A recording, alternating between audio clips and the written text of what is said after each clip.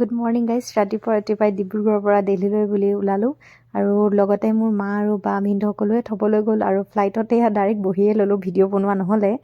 আৰু এয়া বহি কিনো কৰিম, অলপ হাঁহিকে ল'লোঁ কাৰণ কোনো নাই লগত। এয়া ক্ৰুৱে সকলোকে কিবা কিবি দি আছে আৰু মোৰ খুব বৰিং লাগিছে কাৰণ মই শেষৰটো ছিট পাইছিলোঁ আৰু তাৰপিছতে গৈ পালোঁগৈ মই Delhi airport. And after that মোৰ আৰু এখন ফ্লাইট আছিল, সেইকাৰণে মই ডিপাৰ্চাৰত গ'লোঁ। গৈ মেলি ৰ'লোঁ মই অলপ দেৰি পিছত, আকৌ বহি মেলি চেক ইন কৰি সকলোখিনি ডান কৰি মই ফুড কৰ্টত কিবা এটা খায়ো ল'লোঁ আৰু খাই বৈ একেবাৰে বৰ্ডিঙৰ কাৰণে ৱেইট কৰি বেয়াও লাগিছে, মনটো বহুত দূৰলৈ যাবলৈ ওলাইছোঁ যিহেতু। আৰু ফাইনেলি ফ্লাইটত বহিলোঁ আৰু এয়া চাওক মই পালোঁহি চাউদি ৰিয়াদ।